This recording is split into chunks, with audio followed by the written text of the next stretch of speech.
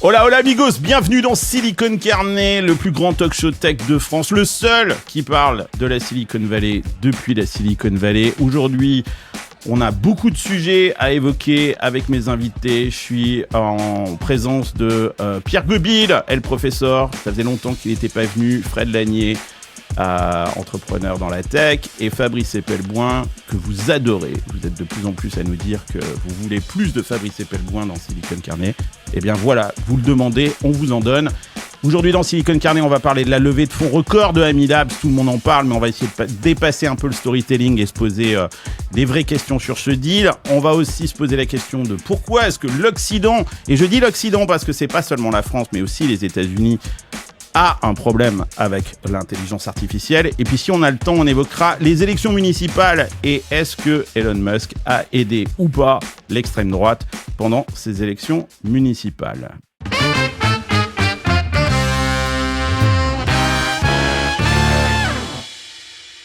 Pierre, comment ça va ? Écoute, ça va très bien. Et toi ? Ben, ça va super bien. On est super content de t'avoir. Je sais pas ce que tu faisais. Ah si, t'as lancé une start-up. C'est peut-être pour ça qu'on t'avait pas vu depuis longtemps. Oui, j'étais un peu sous l'eau. Pas mal de choses à corriger. Mais ça va. Ça va bien. Des bugs notamment. Fred Lanier, écoute, là aussi, c'est super content de t'avoir. Ton regard économique et politique va être intéressant. On n'est jamais d'accord. Donc, ça va être génial. Bienvenue dans Silicon Carnet. Je suis content d'être là aussi. Ouais. Tu m'as dit, j'ai plein de trucs à dire sur ces sujets, donc ça tombe bien. Et Fabrice, Fabrice, tout va bien. Tout va bien. Ok.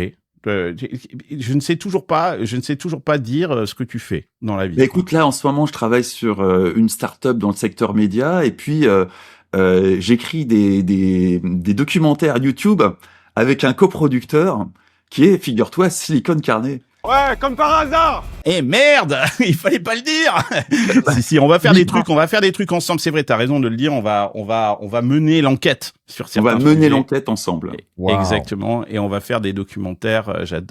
C'est une idée que j'adore. Et qui mieux que toi pour faire ça ? Pensez à vous abonner à cette chaîne justement pour avoir l'information quand ces documentaires vont sortir. Et Silicon Investigation. Ouais, ça va être ça, une sorte de Silicon Investigation, on va dire. Ça va être super intéressant. Et puis, si vous aimez Silicon Carnet, pensez à vous abonner à l'Hacienda.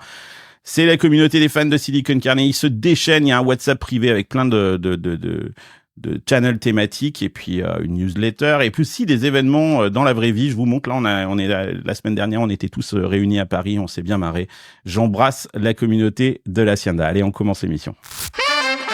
Go yourself. Allez, on parle de Amilabs parce que c'était la bonne nouvelle pour l'écosystème français. Amilabs, c'est cette start-up cofondée par Yann Lequin. Pour ceux qui vivaient dans une grotte depuis 10 ans, c'est l'ancien Chief AI Scientist de Meta, le prix Turing. Il fait partie des papes de l'intelligence artificielle et il a levé plus d'$1 milliard avec une valorisation pré-monnaie de 3,5 milliards $. C'est un tour qui a été co-leadé notamment par KT Innovation. On les connaît bien, KT, parce qu'on a Arnaud Auger qui fait partie de KT régulièrement dans Silicon Carnet. C'est un Français, un fonds franco-chinois, dirons-nous, basé aussi aux États-Unis. En parlant d'Américains, il y a Greycroft, un grand fonds américain. Hero Capital, un fonds anglais. HV Capital, c'est les Allemands, je crois. Et puis Bezos, avec Bezos Expedition. On trouve aussi des Singapouriens, Temasek, des Coréens du Sud, bien évidemment, et Nvidia qui investit dans ce tour. Je remarque que le top tier des investisseurs de la Silicon Valley, c'est-à-dire les Sequoia et Andreessen, ne font pas partie de ce tour. Alex Lebrun, qui est l'ancien CEO de Nabla, dirigera la société. C'est donc pas Yann Lequin qui va diriger la société. Il a su s'entourer avec Alex Lebrun, que je connais bien et qui est un mec absolument incroyable, qui a recruté aussi Laurent Soli, qui était le VP Europe chez Meta, qui deviendra COO de cette structure. Et il y aura des partenariats stratégiques, notamment avec Nabla, qui était l'ancienne boîte. D'ailleurs, on peut se poser la question de qu'est-ce que va devenir Nabla. Est-ce que finalement, ça sera pas la première acquisition de Amilabs? Mais ce qui frappe, c'est vraiment l'échelle. C'est le plus gros seed round jamais réalisé en Europe.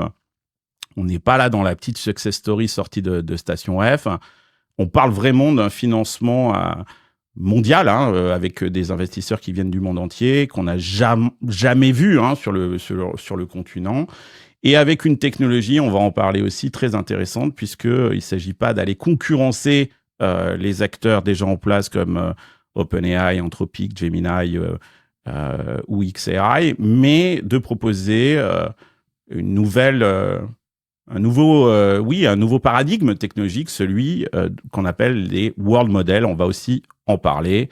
Alors, bon, vu de loin, c'est super intéressant. On a des fondateurs super crédibles. On a un angle scientifique qui est très différent. On a un montant qui est digne des levées de fonds de la Silicon Valley, avec une empreinte internationale, je le note. La boîte, le siège est à Paris, mais il y a des bureaux à New York. D'ailleurs, Yann Lequin reste basé à New York. On sait qu'il est professeur à NYU aussi. Et il y aura des bureaux aussi à Singapour et Montréal. Je remarque rien dans la Silicon Valley. J'ai envie de commencer par toi, Fred. Est-ce que ce tour prouve qu'on est enfin rentré dans la course mondiale, ou est-ce qu'on est juste dans de la spéculation et que cette spéculation autour de l'intelligence artificielle a touché l'Europe? Moi, je crois effectivement que c'est quand même très démonstratif. T'as cité le chiffre, il est exorbitant. Il est pas seulement, c'est pas seulement le plus gros d'Europe. C'est dans l'IA, à ma connaissance, ça doit être aussi le deuxième après Thinking Machines. Je pense que c'est le deuxième après Thinking Machines. Oui, pour une boîte qui n'a pas de produit encore, effectivement. Mira Murati avait levé 2 milliards. Voilà. Mais oui, donc, on se situe dans les mêmes ordres. Voilà, on Ouais. on se situe. Tu veux dire quelque chose, Pierre, je t'en prie? Ce Skiver a levé 3 milliards à une valo de 32. Voilà, donc et Thinking Machines, je crois que c'était 2 milliards à une valo de 12. D'accord. Ok. En tout cas, effectivement, c'est quand même ce chiffre, il est très spectaculaire. Il arrive dans un contexte européen où effectivement, on dirait qu'on commence à comprendre des choses, parce qu'en fait, ce financement n'est pas que français, et loin de là. D'ailleurs, qui aurait pu mettre autant, peut-être, on peut se poser la question, et on se la posera sans doute. Bah, KT, moi, mes rumeurs disent que KT a quand même balancé un chèque de 200 patates dans l'histoire.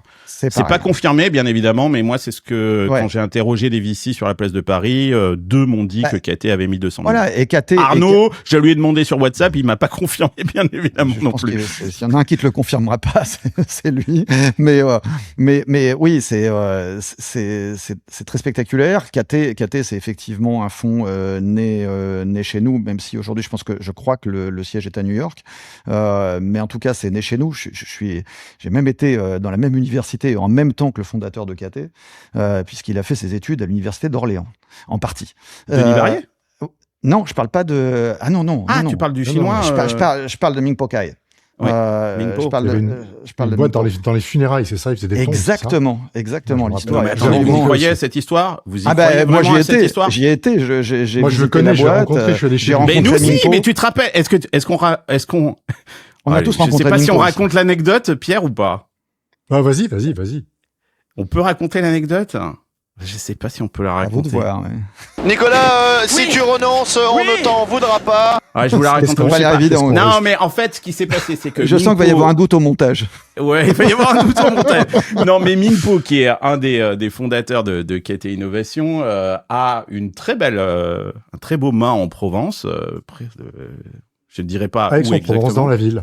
Ah bah voilà, Aix-en-Provence dans la ville. Et il se trouve que j'étais sur place, et parce que toi, Pierre, tu vis là-bas, et on a été invités à boire l'apéro. Et c'était magnifique. On a été accueillis vraiment super bien. Mingpo, c'est un mec adorable. Il est super smart et tout. C'était top.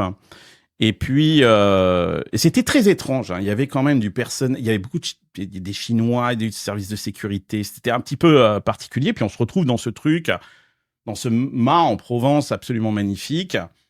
Et puis, mais avec des gens très chinois. Monsieur le Chinois, là, venez là. Monsieur Wang, si, désolé. Pardon? Ping! Ping, non? D'accord, on s'en fout, mettez-vous là. Et je dis, mais c'est très raciste ce que je vais dire, tu vas voir qu'à l'apéro, ils vont nous servir des nems.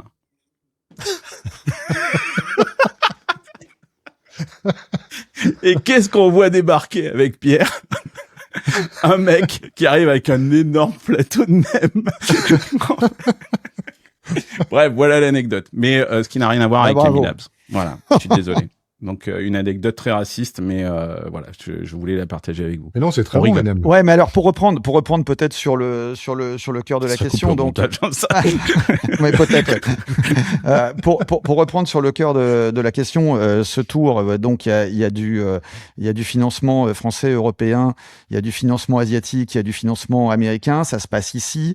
On n'aurait peut-être pas pu le faire tout seul, mais être une place de concentration du capital où on va chercher le capital, où on l'amène, c'est pas mal non plus. C'est quand même Ouais, la c'est bien, spécialité. Il y a quand même des villes qui ont fait leur spécialité là-dessus. Tel Aviv, Londres ou Singapour ont fait vraiment leur chou gras là-dessus. Donc, pour moi, il y a absolument rien à critiquer. Et c'est très calculé, hein, d'ailleurs, hein, Fred, parce que quand on regarde un peu, on n'a pas le détail de la cap table, mais ce qu'on comprend, c'est que c'est effectivement un syndicat qui mêle à 33 pratiquement. Oui. C'est pour ça que je dis que c'est un peu calculé. Il y a de Très l'Europe, géographique. il y a les États-Unis. Très géopolitique, en fait. Ouais. Et il y a l'Asie et le Moyen-Orient. Je les mets ensemble, mais grosso modo, c'est ça, hein, c'est 33. Ouais. Et c'est intéressant stratégiquement. C'est très intéressant parce que l'Europe, pour beaucoup de choses, est aujourd'hui une sorte de barycentre où les Chinois veulent investir en Europe et les Américains veulent investir en Europe pour cette raison-là. Ouais. Donc c'est pas déconnant du tout. C'est pas tombé à ce moment-là par hasard quand même. Il y avait eu H à 200 millions. Parlez. Oui, alors je souhaite je sais ce que tu meilleur vas dire. avenir à Amilab. Je sais ce que tu vas dire. Je sais ce que tu vas dire. Mais ça a eu lieu. On peut pas enlever que ça a eu lieu. On commence à avoir des deals comme ça. Et puis ça arrive aussi à un moment donné où, quand on regarde les prévisions de revenus de Mistral, on s'aperçoit que Mistral devrait faire un peu plus d'1 milliard l'année prochaine. Donc, pardon, cette année, 400 millions l'année dernière et probablement plus d'1 milliard en 2026. C'est quand même, ça vient quand même à point nommé. On n'a jamais vu ça en Europe. Après, on est encore très il se passe loin. des trucs. On est encore très loin des indéniable. 25 milliards d'OpenAI et des 20 milliards d'Anthropic, avec une croissance d'Anthropic, je la montre, qui est juste colossale en termes. Il y a vraiment un duel au sommet, quoi, entre OpenAI et Anthropic en termes de revenus. Clairement. Mais ouais, c'est vrai qu'on n'a jamais vu une start-up avec ce type de revenus en Europe. C'est la première fois en Europe qu'une boîte va aussi vite à 1 milliard de revenus. Tout simplement. Fabrice, est-ce que Amilab, c'est comme le dit Fred, peut-être un champion mondial en devenir, ou est-ce que c'est simplement un projet scientifique, certes mondial, mais hébergé à Paris? Ah bah, s'il réussit son pari, oui, ça va être un champion mondial, mais c'est un pari. Le pari, il est où? Il est sur la partie scientifique, tu veux dire? Oui, il est sur la partie scientifique, il est sur la façon dont Yann Lequin aborde l'intelligence artificielle et voit au-delà des LLM. Si il s'avère qu'il a raison et que, oui, ça va devenir un champion mondial. S'il a pas raison, ça sera comme beaucoup d'histoires de start-up, ça sera un essai avec une mise qui, pour le coup, est colossale par rapport à ce à quoi on a été habitués, nous les vieux. Mais c'est la règle du jeu. Hein. Tu mises, tu paries et tu gagnes ou tu perds. Mais c'est clair que vu qu'il a une vision très différente, on va regarder scientifiquement d'ailleurs cette vision sur les world models. Ouais. C'est faisable, hein, c'est jouable. Pierre, ton avis sur ce deal, et puis on va rentrer un petit peu dans le détail de chacun de ces points, mais je veux un tour de table rapide. Mon avis sur le deal par rapport à l'écosystème européen, c'est le suivant, c'est que je pense que d'abord c'est une très bonne nouvelle, rien à dire. C'est des gens hyper compétents qui amènent un vrai souffle de fraîcheur dans un écosystème qui en a besoin. Maintenant, les gens se gargarisent de ce deal-là, mais on n'a pas investi en Europe, on a investi dans Yann Lequin. Aujourd'hui, c'est le personnage Yann Lequin qui fédère tous ces gens autour de lui. C'est pas parce qu'il est à Paris que les gens ont investi. Donc il faut remettre l'église au milieu du village. C'est un personnage exceptionnel qui a pu lever 1 milliard. Il se trouve qu'il parle français, il habite un peu à Paris. Voilà, c'est tout. Le seul truc qui est intéressant peut-être, c'est que on est peut-être à l'aune de créer un petit écosystème AI intéressant à Paris, avec notamment Mistral. Fred l'a cité, mais je pense qu'effectivement, c'est une boîte qui mérite d'être citée aujourd'hui. Et si on continue à agréger un petit peu des cerveaux autour de cette technologie à Paris, on peut créer un écosystème qui peut se tenir. On aurait pu parler d'Harmattan AI aussi dans le militaire ou quelque chose. Harmattan, je l'ai pas cité tout à l'heure mais c'est quand même très spectaculaire aussi. Hein. Le mec, il avait son bac en 2019, il crée sa boîte en 2024. Aujourd'hui, faut que tu me l'amènes dans Silicon Carnet. Hein. Il faut qu'on fasse un truc. Hein. Il a plus de 100 millions en commandes C'est complètement fou. Il était répétiteur de maths à Normal Sup il y a 2 ans et demi. Enfin, T'as investi dans cette boîte, toi? On hallucine. Non, j'ai essayé, mais je me suis pris trop tard. Mais voilà. Mais c'est très très très spectaculaire aussi. Hein. Je voulais remercier Conto pour leur soutien à Silicon Carnet, je les connais bien maintenant. Et si tu t'apprêtes à créer ta boîte en France, ce que je vais te dire dans les prochaines secondes risque de te faire gagner un temps précieux parce que créer sa boîte, c'est génial. Mais c'est aussi tout un tas de démarches administratives et je sais, tu t'en passerais volontiers. En plus, tu as la réforme 2026 qui arrive et qui impose la facturation électronique à toutes les entreprises françaises. Justement, c'est là que Conto change la donne parce qu'ils ont non seulement des experts qui t'accompagnent gratuitement pour créer ton entreprise, mais maintenant, tu peux accéder directement à leur compte pro avec la facturation électronique déjà incluse. T'as pas besoin d'un outil supplémentaire, pas de ligne de dépense en plus. C'est la solution tout en un qui va te faire gagner du temps. Tu crées une facture en 1 minute, tu suis son statut en temps réel et quand le paiement arrive, il est automatiquement rapproché à la facture. Comme ça, la compta est simplifiée. Il y a déjà 600 000 entrepreneurs qui utilisent Conto. C'est une entreprise sur 4 en France. Alors, si tu te lances, tu vas sur conto.com. Ça s'écrit QONTO.com. Et ils ont été super sympas. Ils nous ont filé un code. Le code, c'est Silicon50. Tu peux l'utiliser et tu recevras 50 € sur ton compte pro au moment de la création. Voilà. Allez, retour à ton épisode. J'étais à Paris la semaine dernière et j'ai parlé avec pas mal d'entrepreneurs et une des inquiétudes qu'ils ont, c'est justement une concentration des capitaux disponibles en Europe autour de quelques projets que vous citez Mistral ou aujourd'hui Amilabs. Est-ce que vous pensez que cette crainte, elle est fondée parce qu'on est dans un marché européen où le fundraising des VC est resté difficile en 2025 hein. On a vu une forte concentration des levées de fonds chez les investisseurs européens. Là, je montre ce graphique de Sifted et de PitchBook hein, qui montre que 6,7 milliards en France, c'est le montant levé. On est loin c'est pratiquement la moitié de ce qui était levé en 2022, même si je sais 2022 était une période un petit peu particulière. Mais quand je montre les plus gros deals, hein, on voit une concentration de ces deals-là. En fait, Mistral AI 1,8 milliard, Loft Orbital 170 millions. Alors on voit aussi le gap entre les deux. Hein, quoi. On passe de 1,8 milliard à 170 millions. Et puis d'autres boîtes comme ça qui ont levé et qui drainent un petit peu tout ce pognon sur une dizaine de deals. Comment est-ce que vous interprétez ça ? Est-ce qu'il y a un danger pour voir finalement une concentration ? Et est-ce que finalement c'est pas plus mal ? Parce qu'on l'a dit aussi plusieurs fois, Pierre, on a dit la French Tech jusqu'à présent c'était beaucoup de saupoudrage. Et ben voilà, on est peut-être que la phase de saupoudrage est terminée, quoi. Mais c'est vrai aussi en Silicon Valley, Carlos. Hein, il y a aussi des deals de ce niveau-là. Ah bah oui, 110 milliards sur OpenAI la semaine dernière. Ouais. Donc c'est aussi, c'est pas un saupoudrage. Donc on a changé mondialement, c'est ça ? Ben je pense qu'il y a 2 choses. On finance de la deep tech. Ouais. Depuis peu de temps. Et la deep tech nécessite beaucoup d'argent. Et donc, il y a des gros chèques. Et on s'est aperçu que l'exécution à partir d'une plateforme de deep tech ne coûte rien. Et que donc, il n'est pas utile de financer des boîtes qui se créent parce que le bootstrapping, il peut être fait assez rapidement et que c'est qu'à compter du moment où la boîte fonctionne vraiment que là, tu peux injecter des fonds.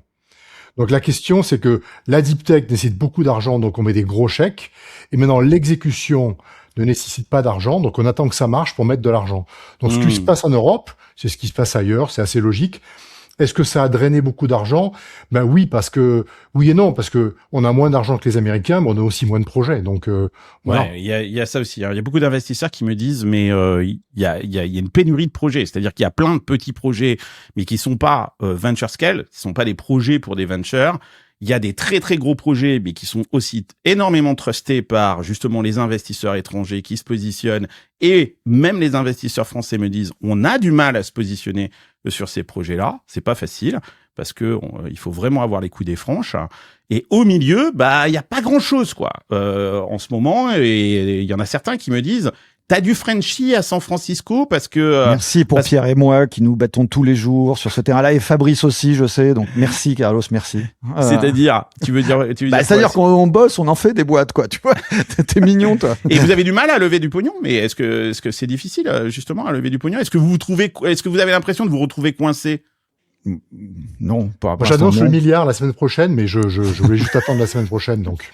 Le milliard de chiffre d'affaires et la levée à 10 milliards. Exactement. Voilà. Frédéric, ce que Pierre est en train de dire qui est très intéressant sur le fait qu'on finance des projets un peu deep tech, des projets presque là, en tout cas, Amy Labs, comme son nom l'indique, c'est de la recherche. On finance un labo de recherche qui, demain, bien évidemment, accouchera certainement d'un produit qu'on souhaite le plus génial possible.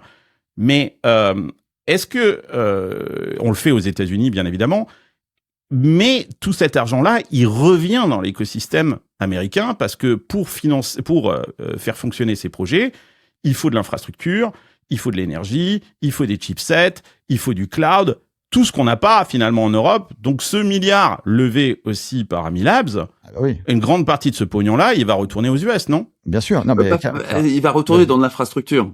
Pas forcément aux US, mais il va retourner dans l'infrastructure, c'est-à-dire grosso modo du Nvidia, du data center et de l'énergie.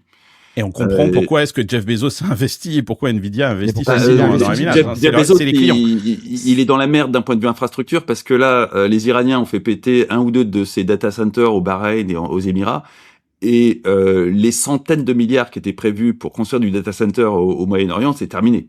Absolument terminé. Le prix de l'assurance rend ça totalement improbable aujourd'hui. Ouais, moi je pense que effectivement il y a beaucoup de pognon qui va repartir comme ça, mais je pense que s'il y a autant d'argent qui est mis sur un dossier comme ça aujourd'hui à cet instant présent en Europe, c'est parce que peut-être que à force de demander que l'on comprenne qu'il y a un enjeu de civilisation derrière tout ça, un enjeu de changement de civilisation, un enjeu existentiel, ben on a peut-être fini par le comprendre. Je vois le verre peut-être à moitié plein là, mais c'est mon côté optimiste.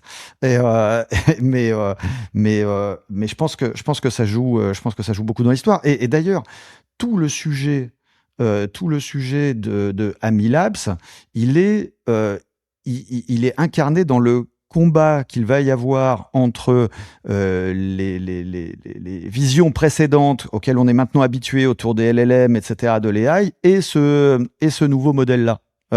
Et en fait, je pense que tu parles des world models, hein, je parle des world models versus les LLM et ce qu'on appelle aussi il y a une opposition théorique, avec Yann Lequin qui est derrière je sais plus comment ça s'appelle, le j'ai oublié le nom, le self-learning, le self-learning et le reinforcement learning, et donc je pense que cet enjeu de civilisation, il est incarné dans ce combat théorique entre Silver d'un côté et Yann Lequin de l'autre. Je pense que ça va jusque-là. Alors justement, le discours, les LLM sont une impasse. C'est le grand dada de Yann Lequin et puis aussi d'Alex Lebrun qui martèle ce truc-là. En gros, ce qu'ils sont en train de dire, c'est que les LLM ne mèneront pas à une intelligence générale. Pour lui... on peut pas atteindre l'intelligence humaine simplement en étendant les LLM. Il dit que c'est complètement absurde. Ses arguments, c'est que les LLM, c'est comme son nom l'indique, un modèle qui est basé sur le langage et la relation entre les mots, et que l'intelligence humaine vient surtout de l'interaction avec le monde physique. Et il donne toujours cet exemple du nourrisson et des enfants qui apprennent très rapidement en confrontant finalement le monde physique. Et donc pour lui, la prochaine étape de l'IA, elle est la construction de ces world models qui sont capables de comprendre les relations physiques, spatiales et causales. C'est pas un truc qui est... Parce qu'en fait, moi, je me pose cette question. Je me dis, mais s'il a raison, pourquoi est-ce que les OpenAI et les autres, qui ont un tas de pognon, disent pas la même chose ? Mais c'est pas le cas. Enfin, comment dire ? Ils disent, en fait, ils sont tous plus ou moins sur quelque chose comme ça. Quand tu vois Donc il n'y a pas que Yann Lequin qui dit ça. Il n'y a pas que Yann Lequin qui dit ça. D'abord, il a des concurrents, même sur le discours World Model. Il a un concurrent qui a levé sensiblement la même chose sur le discours. Voilà, qui a levé sensiblement la même chose. World Labs, voilà. Et d'un autre côté, même si tu regardes du côté de Google ou du côté d'OpenAI, etc., qui peut dire qu'on ne s'intéresse pas du tout au world model? Quand tu demandes la liste des entreprises qui s'intéressent au world model, il y aura OpenAI dedans. OpenAI est dedans. Moi, j'ai pas la même analyse. Je pense qu'il y a une dissociation des cas d'usage. C'est-à-dire que je pense que ce que fait ce que veut faire Lequin, tout simplement, ça s'applique à très court terme à des choses comme les lunettes Meta, par exemple, et à moyen terme... C'est assez marrant d'ailleurs, parce qu'il il annonce peut-être un partenariat avec Meta et Ray-Ban, quoi. Et à moyen terme, la robotique, évidemment, qui est pour moi le vrai sujet des world models.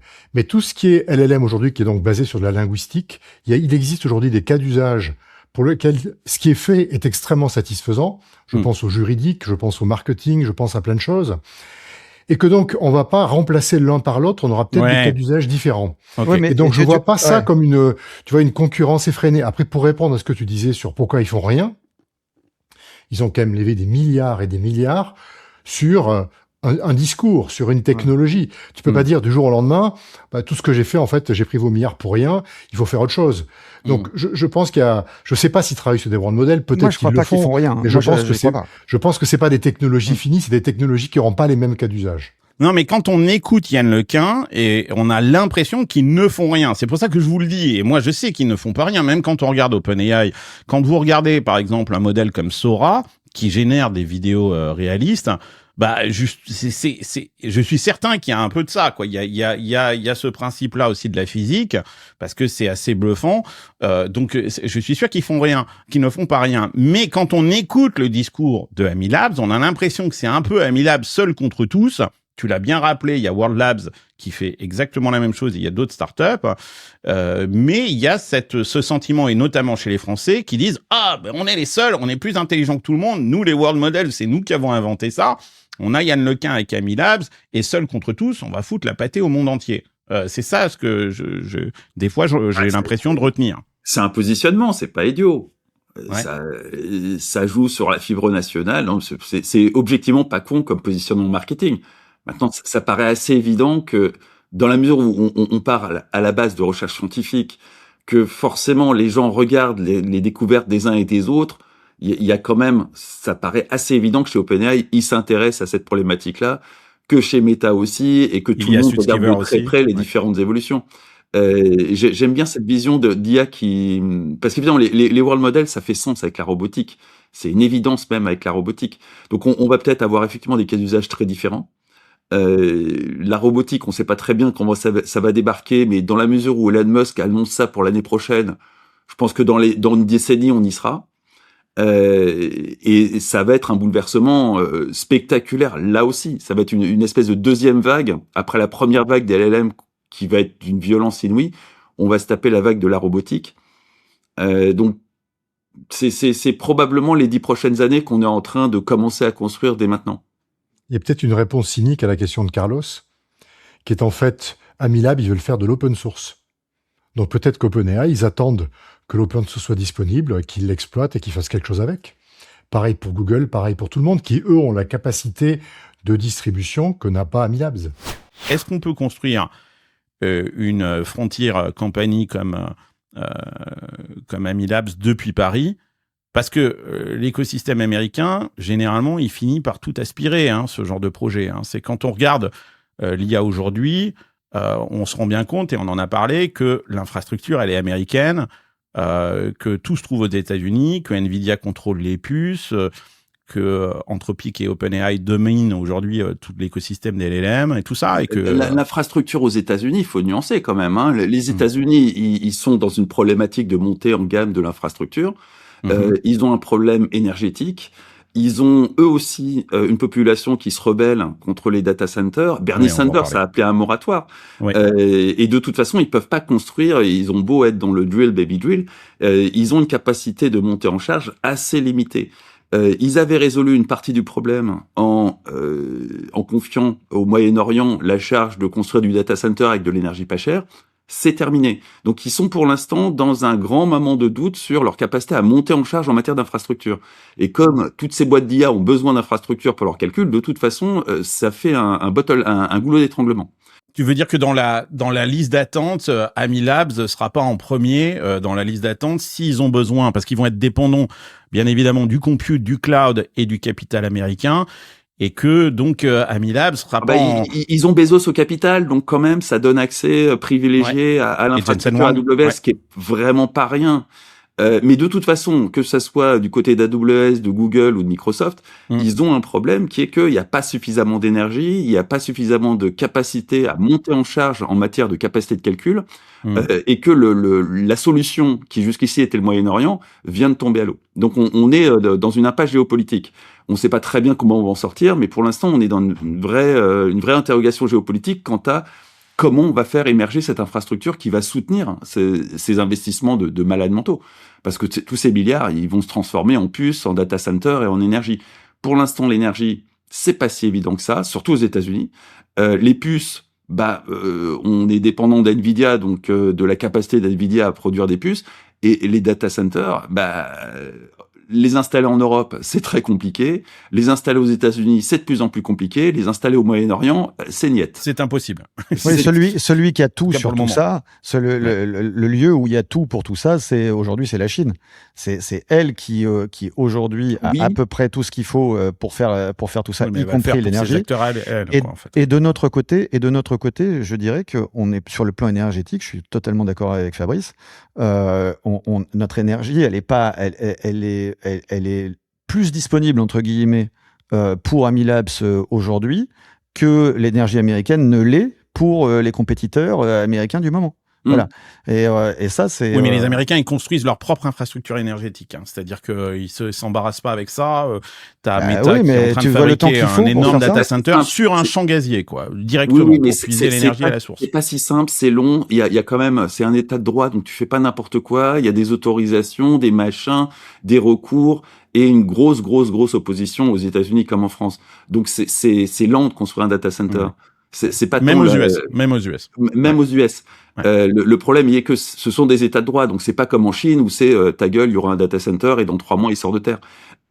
Parce que la régulation, c'est pas vraiment un souci. Et il y a pas de frein social et politique en plus du fait que en Chine il y a le Parti communiste, mais en plus il y a même pas de frein mental chez les gens contre la technologie en Chine. Voilà. On va le voir dans le deuxième segment de cette émission. Moi, ce que je note que je trouve très intéressant et qui, je pense, est une avancée assez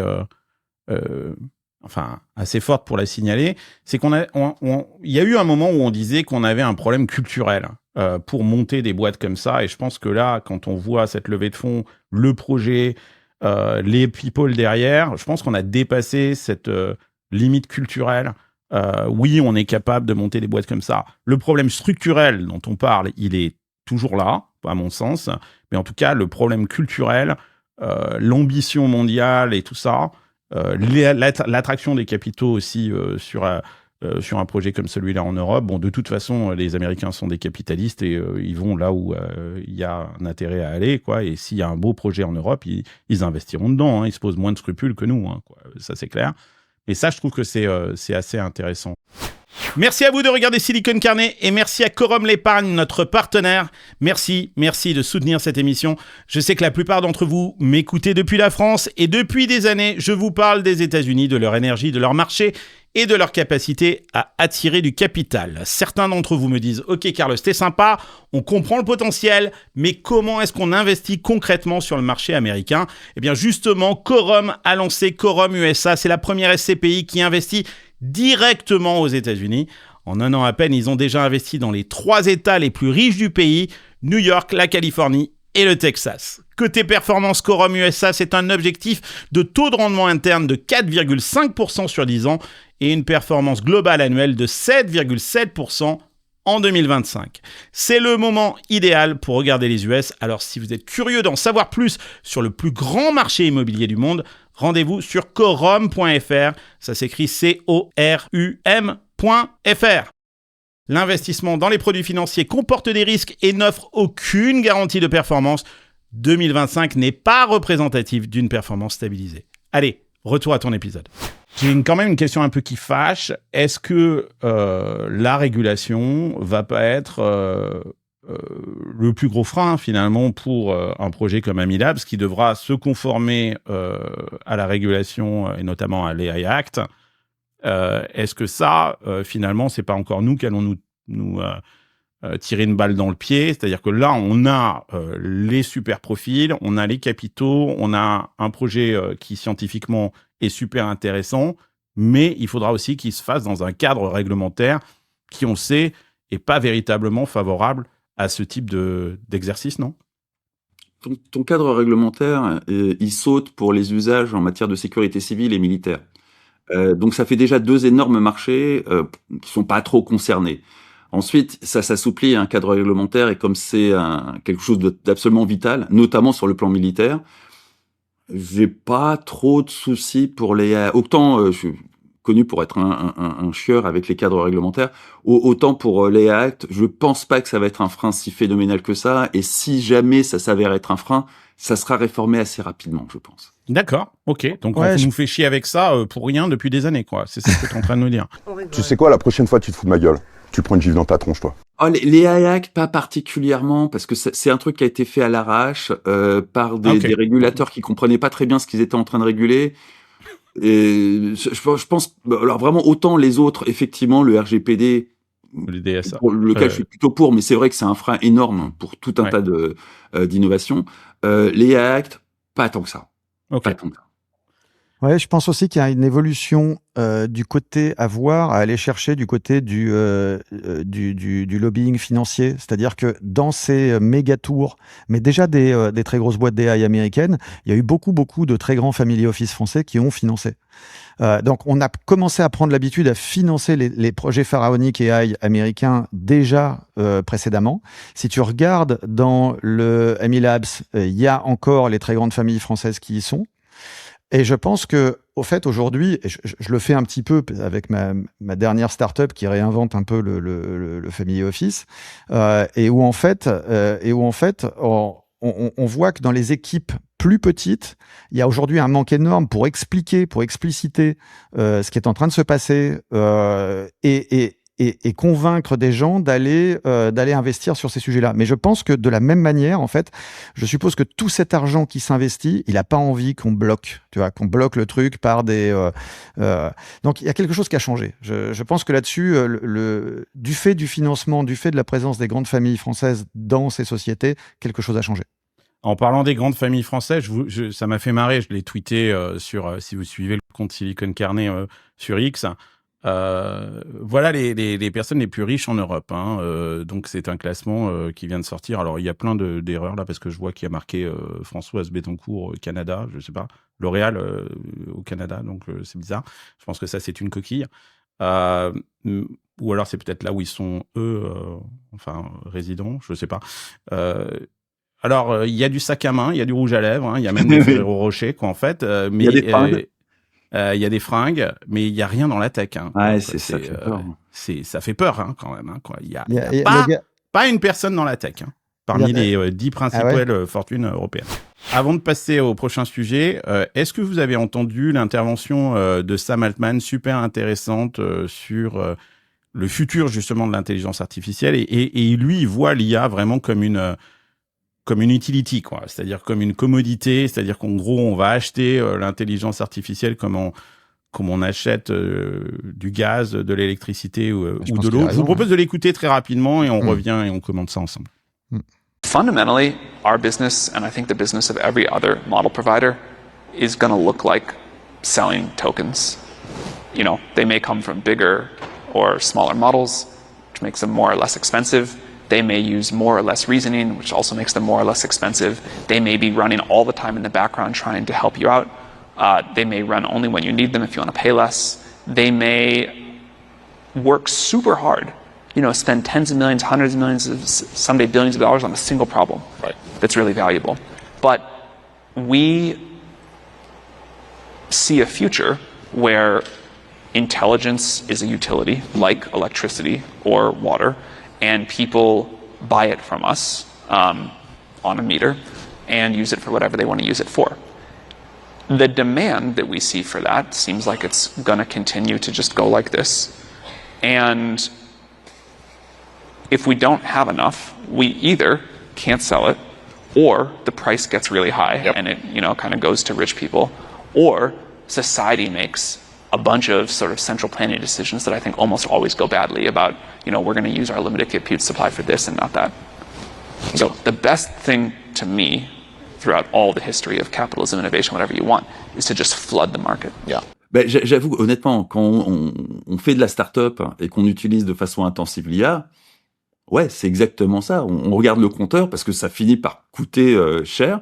Moi, je suis dans les arbitrages entre les IA qu'on fait tourner en local parce que c'est quand même beaucoup moins cher, et puis celles qu'on va interroger par une API en regardant de près le compteur de façon à voir si on n'est pas juste en train de construire un gouffre économique. Donc oui, je rejoins complètement cette vision d'une IA qui est un tuyau et qu'on paiera au débit exactement comme le gaz, la flotte ou l'électricité. Ça me paraît assez, ça me paraît correspondre en fait à ce que moi je constate en tant qu'entrepreneur. Donc forcément, ça va dans mes biais. J'ai tendance à dire que ça doit être ça. Si l'AI devient une commodité, comme tu le dis, donc au même titre que l'électricité, ben, on peut imaginer que son prix va baisser à un moment donné, qu'on trouvera des moyens de le faire baisser, et qu'en fait, c'est les gens qui vont exploiter cette électricité, donc ces modèles, et qui vont créer des usages dessus, qui, eux, vont devenir riches. Auquel cas, c'est une chance pour l'Europe. En fait, les Américains ont construit l'électricité dont on aura besoin demain. À nous de construire quelque chose avec. C'est le modèle de Thomas Edison en 1882. Il avait, tout le monde dit, on connaît Thomas Edison, on dit il a inventé l'ampoule, mais vraiment ce qu'il a construit, c'est un réseau électrique. D'ailleurs avec l'appui de JP Morgan à l'époque, qui lui était le grand financeur justement de Thomas Edison. Et ce qui est intéressant, et c'est moi ce que je trouve intéressant avec ce parallèle, c'est Rockefeller l'a fait dans le pétrole, et AT&T avec les appels téléphoniques, et plus récemment AWS avec le cloud. C'est qui a le compteur quelque part. C'est ça qui est intéressant. Et Sam Altman est en train de nous expliquer que au-delà de l'AGI, où tout le monde s'excite sur ce truc-là, c'est le réseau électrique et surtout le compteur, et c'est lui qui a le compteur. Et ça, je trouve ça super intéressant en termes de stratégie. Maintenant, est-ce que l'intelligence est effectivement comparable à de l'eau, de l'électricité ? Parce que là, qu'est-ce on va acheter de l'intelligence, quoi. C'est-à-dire vraiment, c'est-à-dire que la Silicon Valley, en gros, soit tu as les moyens de te payer cette intelligence et tu vas pouvoir, comme tu dis, et peut-être que les prix vont baisser, t'as raison Pierre, lancer une start-up, créer plus vite, apprendre plus vite, décider plus vite, soit t'as pas les moyens et tu vas faire des recherches sur Google, quoi. Et en gros, la Silicon Valley va nous vendre cette intelligence, cette valeur ajoutée, sous forme d'abonnement mensuel. Et moi, je vous promets que tout le monde va payer, parce que si tu payes pas, tu vas être le plus con dans la pièce. C'est grosso modo ce qui va se passer. Moi, je le vois comme ça. Mais c'est déjà le cas. C'est déjà le cas. On a tous des licences premium plus machin, et à la fin du mois, on a une facture en IA qui commence. C'est quoi votre facture en IA un peu moins de 100 balles par mois. Ouais, moi, je suis à plus que ça. Moi, je dirais 250. Moi, je suis en milliers, mais on est déjà un peu plus gros. Donc, voilà. Oui, mais toi, parce que tu l'utilises de façon professionnelle, mais de façon perso.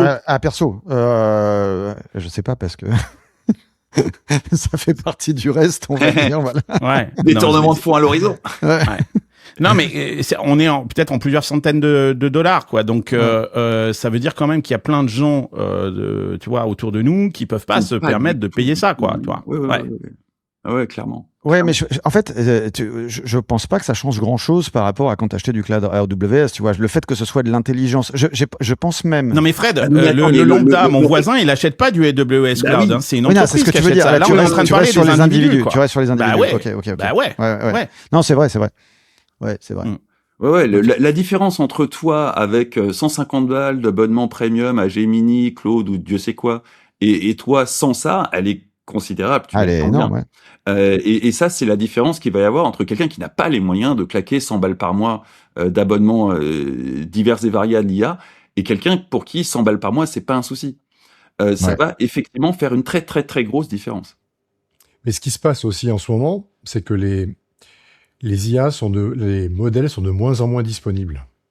Parce qu'il y a trop de demandes. Gemini est tombé la semaine dernière, et ça fait 15 jours que c'est pas très bon. Et on s'aperçoit qu'il y a trop de demandes et pas assez d'offres. De puissance de calcul. De puissance de calcul. On est vraiment dans ce goulot d'étranglement de la puissance de calcul. Mais qui est considérable. Donc il y a, par exemple, Claude, que j'utilise moi quotidiennement, tombe à peu près 3-4 fois par jour. Ouais. Comme Gemini, Twitter au début. Pendant 15 jours, était quasiment indisponible. C'est comme si tu vas dans un restaurant, tu as réservé une salle, et on te dit, ben non, tout est plein, vous ne pourrez pas manger. C'est ce qui se passe pour la plupart des gens qui exploitent ces modèles aujourd'hui. Donc la question, c'est comment est-ce qu'on va faire ? Parce que les prix pourraient en tout cas tout de suite là, monter de manière très importante pour après peut-être redescendre une fois qu'on aura trouvé un moyen de fournir aux gens qui le veulent. Mais aujourd'hui, c'est devenu un énorme problème et je pense que les prix vont continuer à monter. Je vous propose de regarder maintenant pourquoi est-ce que l'Occident déteste autant l'intelligence artificielle malgré tout ce qu'on en raconte nous et on est super bullish et enthousiaste. Bah, l'opinion publique, elle l'est pas autant. Donc, je vous propose qu'on regarde un petit peu et qu'on dissèque les raisons pourquoi est-ce que l'intelligence artificielle fait aussi peur aux Occidentaux maintenant.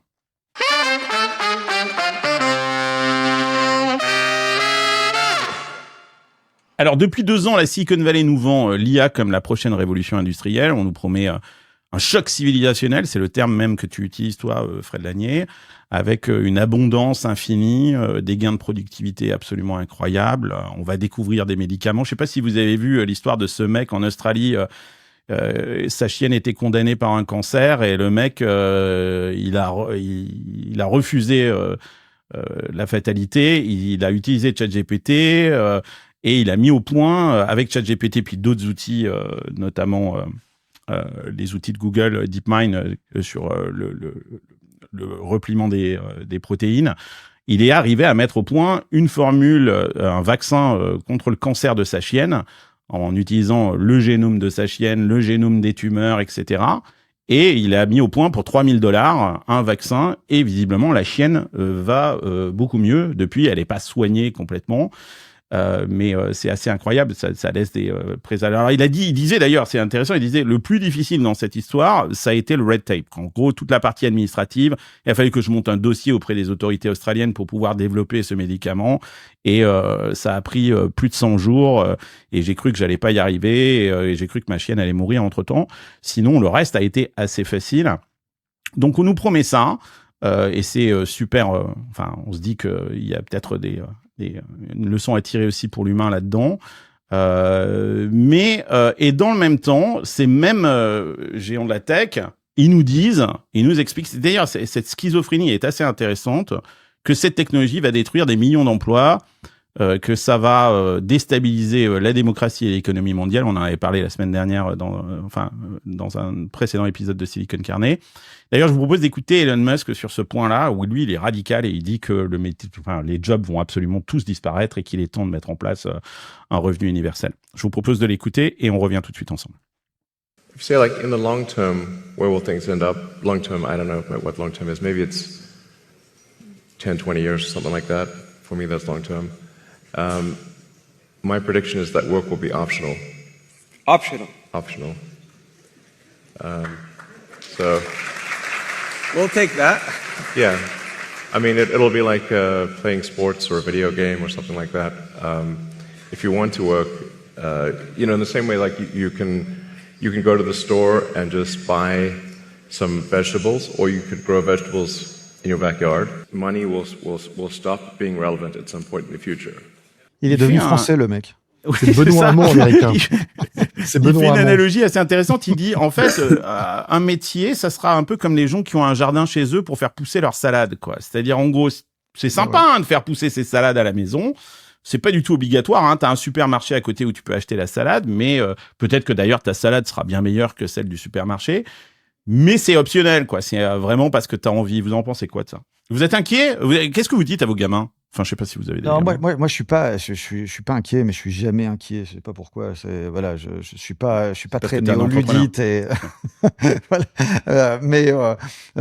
Oui, sans doute parce qu'effectivement, j'ai vocation à utiliser tout ce qui sort, plus ou moins, mais et que d'ailleurs, une de mes 2 startups en ce moment dont je m'occupe crée des jobs vraiment des jobs non IA, mais qu'on peut proposer et vendre grâce à l'IA. Donc sinon, il n'y aurait pas de marché, il y aurait pas de job derrière. Et ces jobs-là, pour l'instant, je sais les faire que par des humains. Mais c'est quoi ces jobs? Non, mais c'est dans ce qu'on fait dans Cars Up autour de la conciergerie automobile. En fait, on détecte grâce à l'IA toutes les pannes potentielles d'une auto. On va chercher toute l'information relative à une auto extrêmement spécifique dans le détail d'une année modèle. On a, tu vois, par exemple, je veux pas faire de la pub là, mais on a 2000 bagnoles à peu près. On a 1400, 1500 modèles de bagnoles différents. Tu vois, c'est vraiment énorme. Et l'humain, il est où là-dedans alors?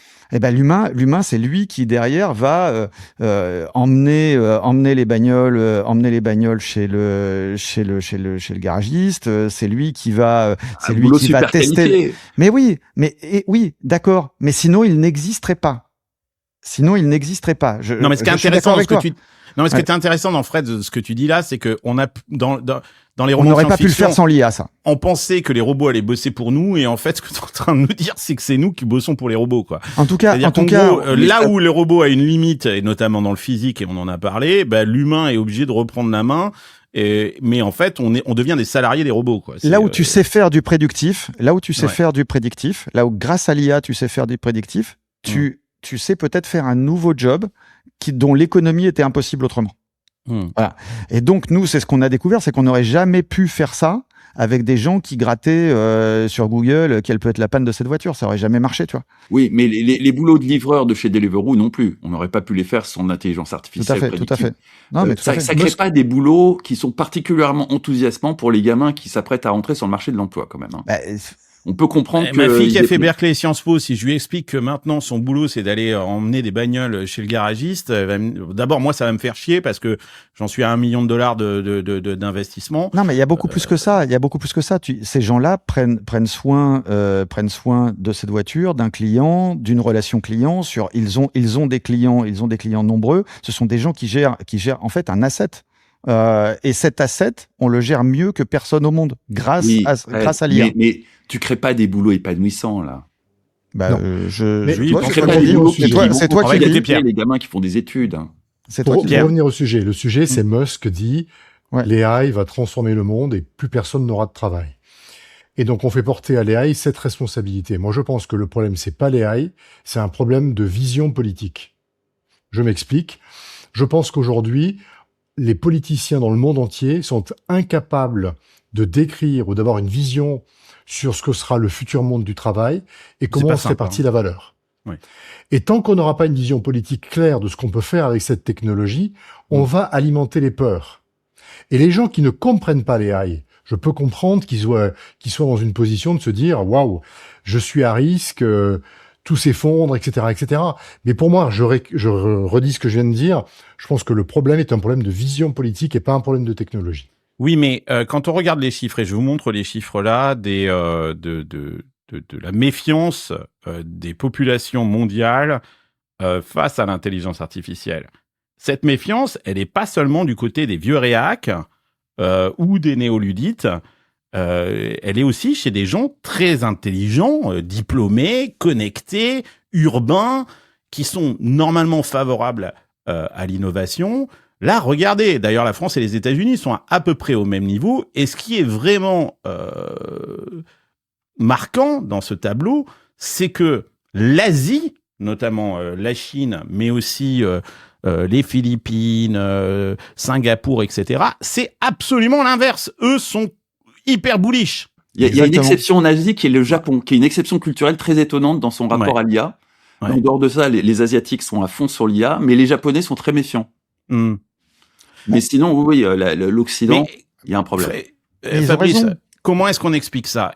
Parce que quand ça a été pour l'ouvrier de base dans les usines, là, j'ai pas vu le diplômé se manifester en disant c'est terrible. Non, c'était plutôt le discours, c'est les gars, il faut s'adapter à la modernité. Et là, tout d'un coup, ça touche à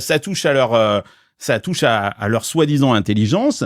Et là, tout d'un coup, il y a le backlash. Alors, on va mettre, je sais pas si vous avez vu cette objection de conscience, par exemple, des profs face à l'intelligence artificielle, avec l'argument en disant c'est surtout l'argument écologique. Tout ça est terrible pour l'écologie, etc., etc. C'est un autre point, mais est-ce qu'il y a des faits, quand on parle d'emploi, est-ce qu'il y a des faits aujourd'hui mesurés sur le sujet? Moi, je crois qu'il n'y en a pas. C'est-à-dire des faits qui montrent que l'emploi serait en contraction. Quand on regarde, j'ai regardé des trucs. L'emploi des juniors, des nouvelles sur l'emploi des juniors, dans le monde de la com et du marketing, c'est vrai. Ce que moi j'ai vu, c'est que quand on regarde aujourd'hui, j'ai vu un truc aux US sur les 10% des secteurs les plus concernés par l'AI. Sur les 10% des secteurs les plus concernés par l'AI, il n'y aurait qu'1% aujourd'hui de diminution de l'emploi. Sur ceux qui codent, on serait passé en 2025 autour de moins 5%. Donc là, il y aurait vraiment quelque chose, quand même moins 5, on peut admettre que c'est quand même démonstratif. Mais simplement, on estime qu'en 2026, la demande des grosses boîtes finit par arriver. Et on voit des pipes de boîtes d'IT consulting qui sont en train de se remplir. Donc, aujourd'hui, les faits, ils sont pas vraiment là, quoi. Ah, t'as des signaux faibles quand même, hein. Je suis d'accord sur les juniors. Je dis rien. Non, mais sur le software, en tout cas ici dans la Silicon Valley, moi je suis étonné parce que sur Twitter, sur X, pardon, il y a plein de gens effectivement de développeurs qui suivent Silicon Carnet et qui me disent mais non, mais moi je continue à coder, et moi je leur dis mais attendez les gars, je ne connais pas un développeur dans la Silicon Valley qui n'est pas assisté par de l'AI et qui pense qu'il peut désormais coder sans AI. Et ça a un impact énorme sur le software, ce qui est d'ailleurs très ironique, parce qu'en fait, je pense que la Silicon Valley a inventé une technologie capable de la disrupter elle-même, capable de disrupter toute son industrie. Sur le software, c'est clair. Maintenant, dans les grands comptes, je suis entièrement d'accord avec toi, Fred. Je pense que ce qu'on ne mesure pas... Aujourd'hui, il y a beaucoup d'expérimental. Tout l'argent, le revenu qui est fait, il est fait sur des projets expérimentaux. Il n'y a pas encore de déploiement à échelle de l'IA sur notamment l'assurance, la santé. Pourquoi ? Parce qu'il y a encore énormément d'hallucinations et que ces boîtes-là, si elles font une connerie avec l'IA, elles vont en taulle. Sur le software, c'est beaucoup plus facile à implémenter, quoi. Donc, c'est des boîtes, je suis d'accord là-dessus, quoi. Ouais. C'est des boîtes qui ont une infra IA, une infra IT gigantesque, hein, et donc une inertie colossale. Une inertie phénoménale, bien sûr. Et nous, on regarde les trucs par l'autre bout de la lorgnette. Totalement. Si tu crées une start-up, effectivement, quand tu vibe code, les gains de performance sont absolument stupéfiants. Mais tu vas à la DSI de AXA, c'est évident que c'est pas du tout les mêmes gains de performance et qu'ils y vont très très prudemment pour éviter de faire des conneries. Mais en même temps, et vous avez vu le mémo de Amazon, hein, je le montre, où justement Amazon, qui a utilisé énormément ses outils pour coder, a envoyé un mémo à ses développeurs en leur disant les gars, vérifiez un petit peu ce que fabrique l'IA parce que là on a quand même des bugs assez soutenus. Pierre, je te laisse la parole. Moi, ce que j'ai envie de dire, c'est qu'on est en train toujours de comparer ce qu'on connaît avec ce que pourrait faire l'IA. Et je pense que c'est un mauvais calcul, parce qu'il est évident que l'IA va remplacer des jobs qui existent aujourd'hui, mais elle va aussi en créer. Et moi, ce qui me paraît plus intéressant d'analyser, c'est qu'est-ce qu'on ne connaît pas aujourd'hui qui va exister grâce à l'IA. Voilà. Et ça, c'est gigantesque. Et le problème, c'est qu'on compare toujours l'existant en disant, lui, il n'existera plus, elle non plus, etc. C'est pas le bon calcul. Je pense que la plupart des jobs de demain, on ne les connaît pas. Donc là, on est en train de parler dans le vide. On ne sait pas de quoi on parle. On sait qu'il y a des gens qui vont être remplacés. On ne sait pas les trucs qui vont être inventés. On parlait tout à l'heure de changement civilisationnel. Si on doit délivrer un changement civilisationnel, si on était d'accord tout à l'heure là-dessus, on devrait être d'accord maintenant pour dire que si les codeurs sont augmentés, c'est une chance, parce que ce qu'on doit délivrer, c'est beaucoup plus que ce qu'on a. Non, oui, Fred, ils vont être supprimés. Dans un premier temps, ils sont toujours là au boulot. Moi, je vois ce que je vois. Aujourd'hui, ils sont toujours là au boulot. Ils sont augmentés. Ils délivrent N fois plus. Mais ce qu'il y a à délivrer, c'est vraiment gigantesque. Et ça rejoint ce que dit Pierre. Ça rejoint le fait qu'on doit délivrer une nouvelle société avec tout ça. Et donc, ça, c'est énorme ce qu'il y a à produire. Voilà. Et si on travaillait 100 fois plus vite et qu'on ne licencie personne, on peut recréer plein de choses. Donc la question, c'est laquelle la productivité. Et créer des choses qui n'étaient pas économiquement viables auparavant, que maintenant on peut recréer. Comme le service que je décrivais tout à l'heure. C'est pas juste de dire on remplace des gens, ça peut être de dire on fait beaucoup plus de choses avec les mêmes. Je suis pas convaincu, honnêtement, les gars. Moi, ce que je vois, c'est beaucoup de signaux faibles, d'apparition de nouveaux métiers, effectivement, mais qui sont de l'ordre du livreur, Deliveroo. Et donc qui s'adressent à une population non diplômée, ou qui vont mener d'une population diplômée à prendre ce genre de métier. Moi, ça me fait quand même énormément penser aux prémices de ce qui s'est passé et qui a donné naissance au printemps arabe, notamment en Tunisie. C'est-à-dire une population très diplômée qui ne trouve pas d'emploi à la hauteur de ses diplômes et qui soit se résout à prendre des emplois qui sont pas du tout ce qu'ils avaient espéré et ce pourquoi ils avaient fait des études, soit se retrouve au chômage. C'est généralement les prémices d'une révolution. Hein, ça, de la Révolution française, c'était la même chose avec à l'époque. Hein, ça nous pend au nez. On a clairement un problème d'emploi chez les juniors. on a clairement tout un tas d'emplois dans la creative class qui sont à l'arrêt, qui flippent. Et imaginez, alors les profs, ils ont au moins une forme de garantie dans leur emploi du fait que c'est pour l'essentiel l'éducation nationale et que par essence, ça évolue très lentement. Mais dans le milieu de la culture, ils sont absolument terrifiés par des trucs qui nous fascinent. Si tu veux faire un Avenger aujourd'hui, ça coûte combien ? 50, 100 000 balles. Imagine Hollywood, ils sont terrifiés et ils ont raison d'être. PLS, oui. Tout le monde de la culture est absolument terrifié. Le monde de l'enseignement est absolument terrifié. Le monde des juristes est moins loquace, mais pareil, ils regardent ça avec quand même énormément d'inquiétude. Ça s'annonce quand même comme une hécatombe au niveau de l'emploi, de l'emploi qui est fait par des gens diplômés qui jusqu'ici vendaient leur cerveau. Il y aura un délai sur la capacité d'adaptation. Il y aura de la casse sociale, comme tu l'expliques, t'as raison, parce qu'on va pas savoir s'adapter assez vite à ce qui arrive.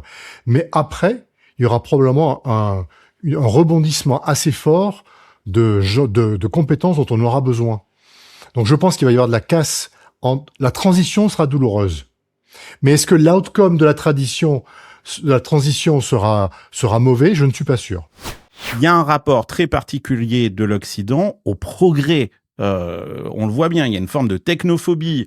On le voit à la fois, et je ne parle pas que de la France, aux États-Unis, les films hollywoodiens nous racontent un futur dystopique, les médias aussi, parce qu'ils ont besoin de faire de l'audience, et ainsi que les intellectuels. Et en Chine, et dans une grande partie de l'Asie, l'IA, elle est racontée très différemment. Elle est vue plutôt comme un levier de puissance, un levier d'efficacité, et voire même d'amélioration du quotidien, alors que chez nous, et je vous écoute, j'entends une menace sociale, un effet psychologique, un effet politique. Derrière ça, tu as une trahison du progressisme.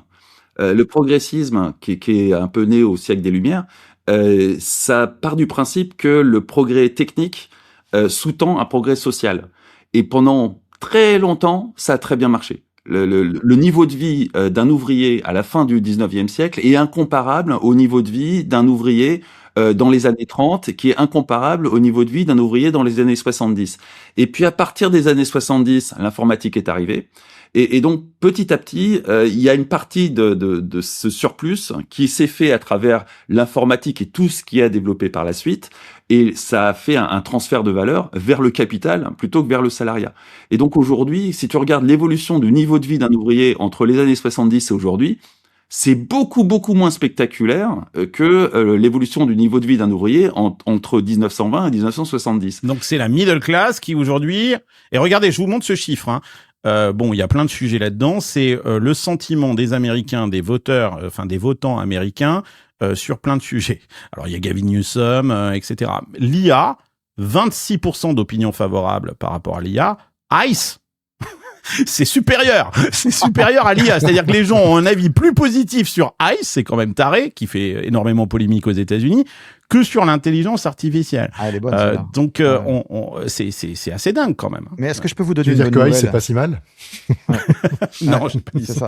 Ouais, moi, je pense qu'il y a quand même une bonne nouvelle dont qu'on prend pas du tout en considération et qui échappe au timing dont on parle là, parce que dans ce qu'on ne traite pas là, c'est le facteur temps, évidemment. Mais c'est quand même la démographie. C'est que, qu'on le veuille ou non, dans 5 ans, à peu près tous les pays OCDE ont une courbe de population qui baisse et une entrée et une croissance très élevée de vieux dans la population. Ces vieux-là, pardon Fabrice, ça va pas encore te plaire ce que je vais dire, c'est une demi-bonne nouvelle, ces vieux-là ont besoin de beaucoup de services. Et c'est pas délocalisable. Et ils vont pas mourir tout de suite. Et c'est pas tout traitable par l'IA. Ouais. Donc, ce que je veux dire par là, c'est que il y a une bombe technologique et il y a quand même une bombe démographique qui est à l'œuvre. C'est-à-dire que quand on nous parle du miracle italien, le miracle italien, il est que l'Italie elle a déjà croisé ses courbes démographiques. Il est que sa population active a commencé à réduire extrêmement vite et que donc elle a résolu son chômage comme ça, comme l'Allemagne l'avait fait avant. Et donc, c'est pas le cas en France. Non, c'est pas encore le cas en France. C'est pour ça que j'ai dit dans les 5 ans, ça sera le cas d'à peu près à peu près tout le monde. Mais comment est-ce qu'on fait pour que l'Occident reprenne confiance et se remette à croire au progrès? Peut-être en leur expliquant ça. Peut-être en leur expliquant ça que en fait, on va en avoir besoin. Si on veut démographiquement, si on veut avoir une croissance, c'est peut-être ce que les Asiatiques ont compris. C'est-à-dire que la démographie chinoise, elle est dans les choux et justement. Coréenne, c'est encore pire. Coréenne, c'est la pire du monde. C'est pire que c'est la pire du monde. Et eux, ils misent sur les robots. Et voilà. Et donc peut-être que c'est ça qu'il faut oser, aborder. Mais c'est très curieux de voir une partie de ces gens vont être les mêmes qui vont être contre l'immigration et contre l'IA. C'est drôle. Ouais. Et qui font pas d'enfants. Et qui éventuellement font pas d'enfants. Voilà. Ouais. Non, c'est formidable. Donc on se tire. Enfin, c'est vraiment il faut les juger pour haute trahison, ces gens-là. On a quand même un système qui est basé sur l'acquisition de connaissances. Donc on a fait des écoles, on fait des études, on a des diplômes, etc. Et plus on est connaissant, plus on est dans l'élite. Aujourd'hui, si on dit que la connaissance devient une commodité, évidemment que l'élite se sent visée. Et donc, si tu veux, tout le système qu'on a bâti aujourd'hui doit changer. C'est-à-dire que l'école, pour moi, le diplôme, pour moi, c'est pas du tout adapté à ce qui va nous arriver dans les prochaines années. Et que le problème, quand je parlais de vide politique, c'est qu'on n'a pas justement adapté cette structure pour que justement les juniors dont tu parlais, Fabrice, ils se retrouvent pas à rien faire parce qu'on leur fait faire des choses utiles. Là, on leur fait faire des choses qui ne servent à rien. Et donc, évidemment, ils arrivent et ils sont mis de côté parce que ce qu'ils ont appris ne sert à rien. La connaissance n'est plus une rareté. Donc c'est ça qu'il faut changer. Mais ça veut dire qu'il faut changer toute la structure qu'on a mis en place aujourd'hui, qui est de dire la connaissance, c'est ce qui crée l'élite. Ça, c'est fini. Ah ouais, mais c'est tout ton système éducatif et un héritage qui se compte en siècles de système éducatif pour accéder à l'élite. Et puis une inertie de malade mental. L'éducation, ça se réforme sur une génération. Là, on est sur un bouleversement qui va nous arriver dessus en quelques années. Donc ce qui est intéressant dans ce que tu dis, dans ce que dit Fabrice, qui est intéressant, et moi je suis entièrement de l'avis de Fabrice là-dessus, c'est que ces élites, ces populations un petit peu diplômées, elles vont pas se laisser faire comme ça. Hein. D'ailleurs, regardez, là on a trouvé un papier où on a... C'est Sémaphore qui a écrit ça, où il s'est prouvé. Les démocrates ont financé des lobbies pour écrire des papiers anti-tech. Donc la révolution, en tout cas en termes de communication, elle est déjà en marche. Et je vous propose d'écouter Alex Karp, patron de Palantir, proche de Donald Trump, de Peter Thiel. Et il dit exactement ce qu'est en train de dire Fabrice. Il est en train de dire, mais attendez, cette révolution de l'intelligence artificielle, si vous pensez que la population diplômée à qui a investi du pognon et du temps va se laisser faire comme ça, vous foutez le doigt dans l'œil complètement. On écoute Alex Karp et on revient pour commenter les propos d'Alex Karp. Industry has to support the warfighter. The one thing, though, that I think even now is underestimated by all actors in industry, and including in Silicon Valley, is how disruptive these technologies are. If you are going to disrupt the economic and therefore political power significantly of one party space, highly educated, often female voters who vote mostly Democrat, and military and working class people who do not feel supported, and you feel like you believe that that's going to work out politically, you're in an insane asylum. Like, that you cannot have it. This technology disrupts humanities trained, largely Democratic voters, and makes their economic power less, and increases the economic power of vocationally trained, working class, often male voters, and so these disruptions are going to disrupt every aspect of our society. And to make this work, we have to come to an agreement of what it is we're going to do with the technology. How are we going to explain to people who are likely going to have less good and less interesting jobs from their perspective? And how is it that we are going, and by the way, on the military thing, these technologies are dangerous societally. The only justification you could possibly have would be that if we don't do it, our adversaries and we'll do it and we will be subject to their rule of law. Putain, ouais, je suis d'accord avec Alex Karp, c'est terrifiant. Ouais, c'est pas souvent non plus. Mais... Ouais. Le propos, c'est de dire que Fabrice, tu es d'accord avec Alex Karp? Qu'est-ce que tu veux que je te dise? Tu dis, Alex Karp dit la même chose que toi. Il est en train de dire que l'intelligence artificielle aujourd'hui est en train de détruire des démocrates quelque part. Et que les démocrates ne vont pas se laisser faire et ne vont pas devenir des travailleurs comme ça du dimanche, enfin des travailleurs qui font des salades et se mettre à voter républicain. Non, il va y avoir une véritable rébellion de cette population-là. Alors, la seule voie possible, et là on voit bien l'intérêt d'Alex Karp, c'est de dire non, mais il y a une menace militaire, il y a une menace en termes de sécurité, et la Chine va pas se gêner, donc c'est pour ça qu'il faut accélérer. Mais c'est le seul argument qui tient pour accélérer. Sur le reste, sur l'économie, sur le social, c'est un désastre et on s'apprête à une révolution. Comment tu vis ça, d'être d'accord avec Alex Karp, Fabrice? Écoute, Mal, ça fait... Tu fais partie des Peter Thiel Fellows maintenant, quoi. Oh, putain. Involontairement, quoi. Ça fait 15 ans que je dis tout le mal que je pense de Palantir pour me retrouver à être d'accord avec Alex Karp. C'est pas facile. Ouais, mais je dois admettre que je suis totalement raccord avec lui là-dessus, qu'effectivement, une population de gens diplômés, qui ont nourri des espoirs de carrière épanouissante et de métiers épanouissants pendant toutes leurs études et qui se retrouvent le bec dans l'eau parce que nés au mauvais moment, ils vont se rebeller. Ils se sont rebellés hier en Tunisie, ils vont se rebeller demain en France, ils se sont rebellés, on peut remonter à la Révolution française. C'est catastrophique quand tu as une population diplômée, intelligente, qui réfléchit, qui sait s'organiser et qui sait travailler et qui se retrouve le bec dans l'eau, planté dans une situation dans laquelle il y a absolument aucune issue à court terme, parce que les discours de ah oui, on va vers une transition et ensuite ça va aller mieux, c'est bien, mais on parle d'une transition qui va durer à minima une décennie. Va dire ça à quelqu'un qui a 20 ans. Dans 10 ans, ça ira mieux. Ça représente la moitié de son existence. C'est inenvisageable. Il va légitimement péter un plomb et tout péter. Pardon de m'accrocher au discours optimiste. Il faut. Au discours optimiste, mais je pense aussi que et j'ai trouvé le discours d'Alex Karp, et moi aussi ça m'étonnait d'être putain, je me laissais prendre aussi. J'avoue que je me laissais prendre aussi un peu. C'est pour ça qu'il faut les écouter. Il faut les écouter, ouais, bien sûr, il faut les écouter. Et il n'y a pas de déshonneur par association. Ouais. C'est pas parce qu'on les écoute et qu'on en parle qu'on s'associe à. Mais ce que je veux dire, c'est if you not beat them, then join them. Et c'est qu'il y a quand même aussi de la part de Karp et de plein d'autres de ces grands patrons de la tech aujourd'hui un intérêt marketing à faire peur au maximum du maximum.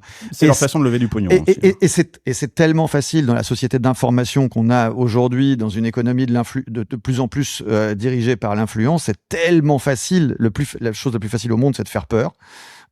Et je pense qu'il y a, c'est évident quand on te définit un truc qui est ce qu'il y a de plus fort, ce qui existe de plus puissant, etc. Et ça va te réduire en cendres.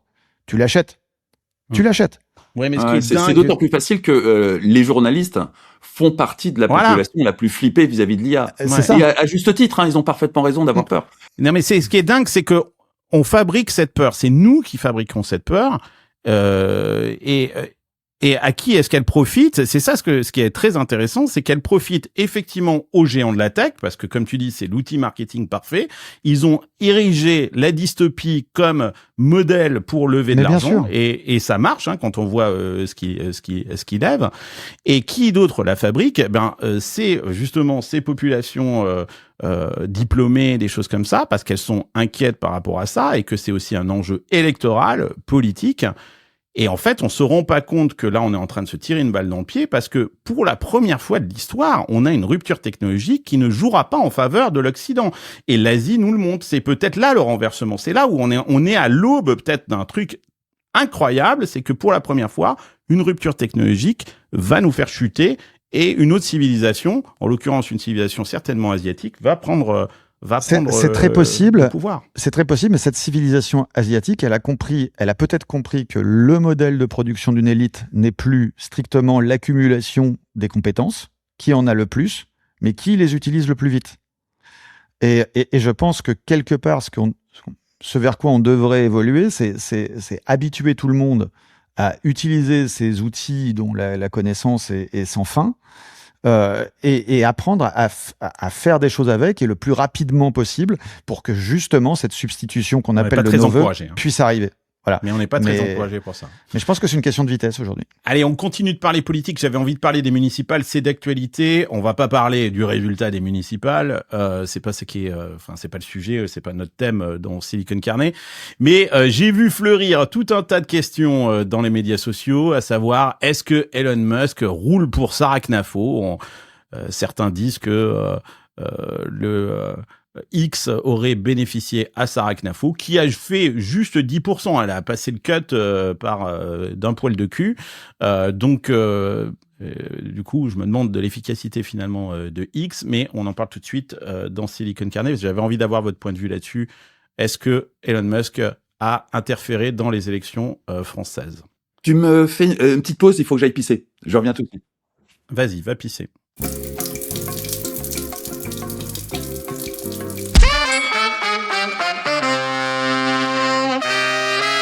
On a voté dimanche 15 mars 2026, on enregistre cette émission, on est le 16 et on est au lendemain du premier tour des municipales. Et il y a un phénomène qui intrigue toute la classe politique sur X. Sarah Knafo occupe un espace disproportionné par rapport à son poids électoral et surtout à celui de son parti.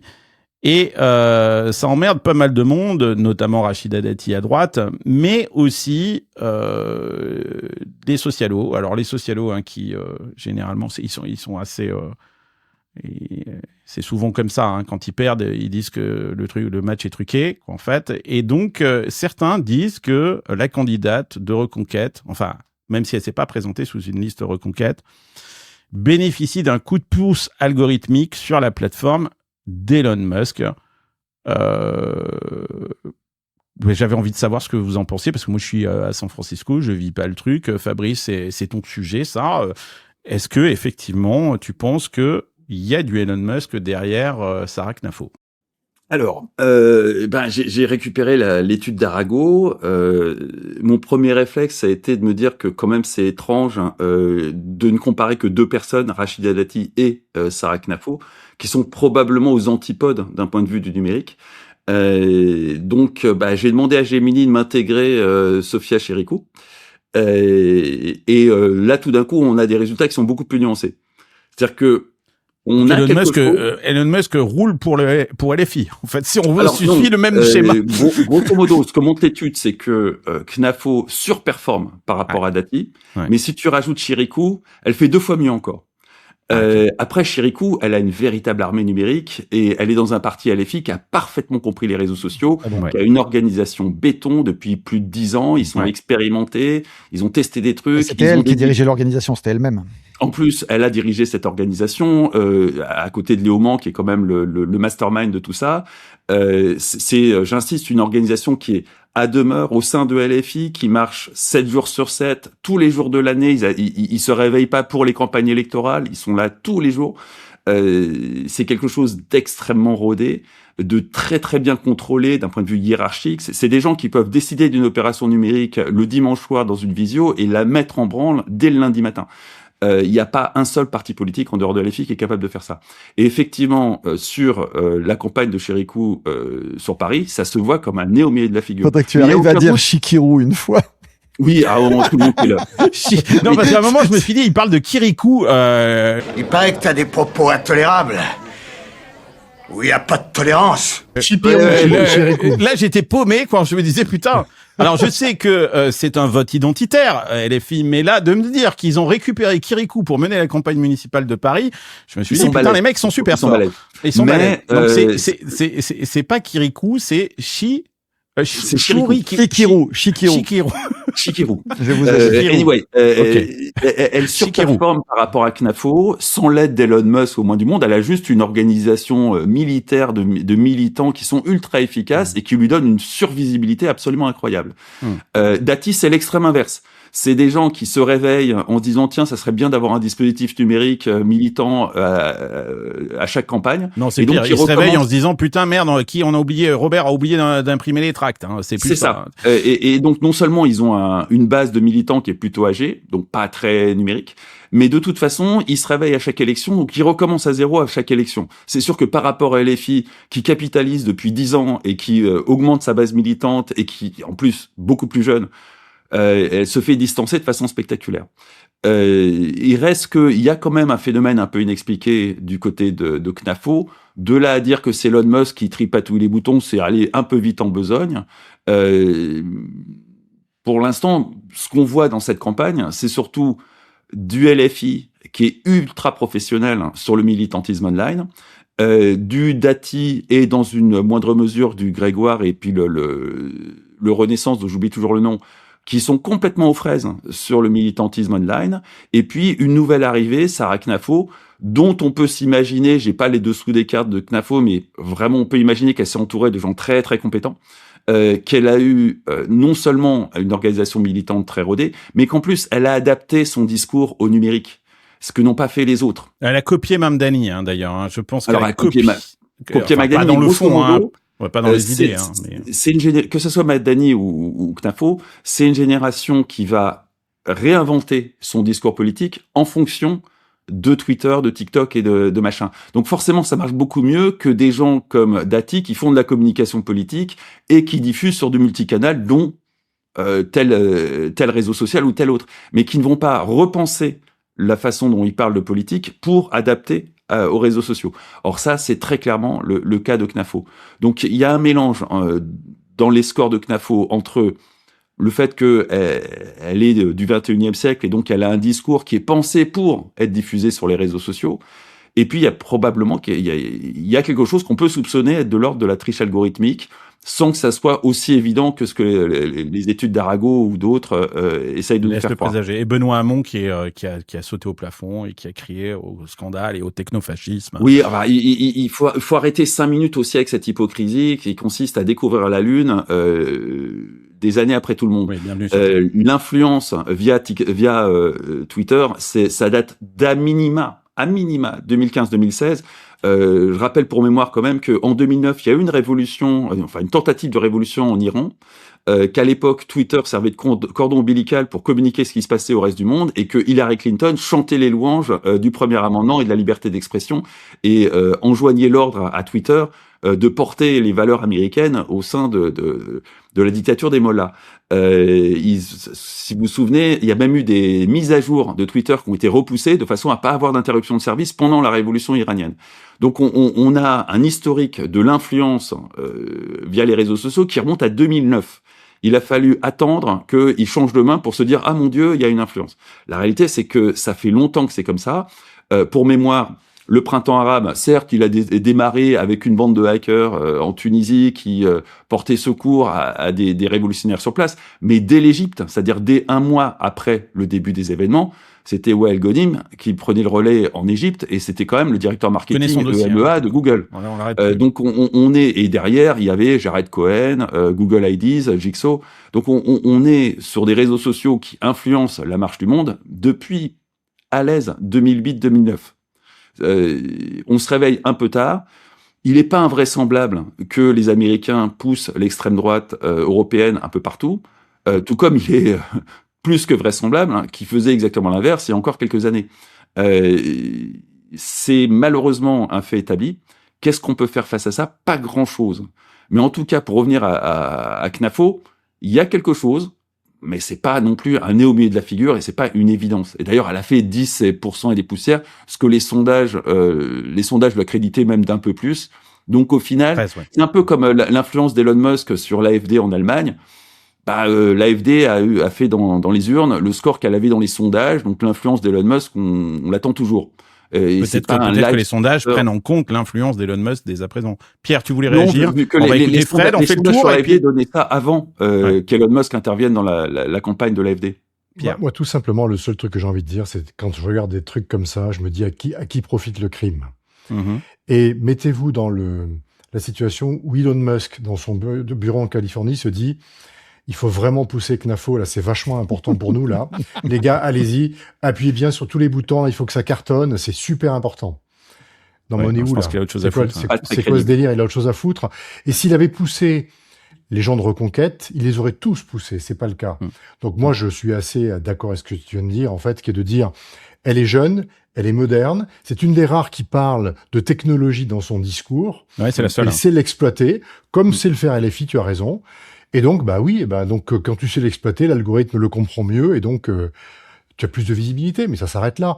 Mais tout ce complotisme sur Musk, c'est vraiment une faiblesse abyssale des gens qui la colportent. C'est de pas savoir comment marchent les réseaux sociaux. En fait, c'est une critique politique de fond aussi, en fait. C'est-à-dire que si t'es avec Elon Musk, t'es quand même avec le diable, quoi.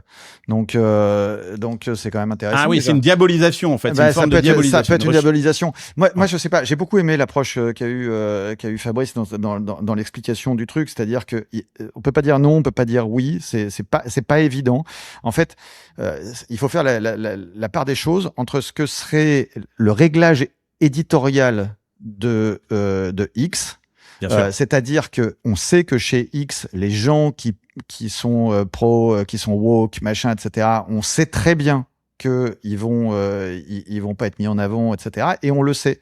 De la même manière que ceux qui sont anti-woke vont être poussés en avant. Mais c'est pas quelque chose. Ça veut dire qu'il y a une ligne éditoriale sur X et qu'elle a profité complètement de cette ligne éditoriale. Honnêtement, c'est vraisemblable que ça existe. Honnêtement, c'est très vraisemblable que ça existe.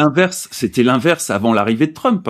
Voilà. Tout ce qui était anti-woke était complètement invisibilisé. Tout ce qui était woke était Voilà. Donc, je pense qu'il existe quelque chose qui est de l'ordre de l'éditorial dans cette histoire et que néanmoins, il existe quelques questions qui se posent encore sur des rapports de vues versus le nombre de likes versus l'engagement.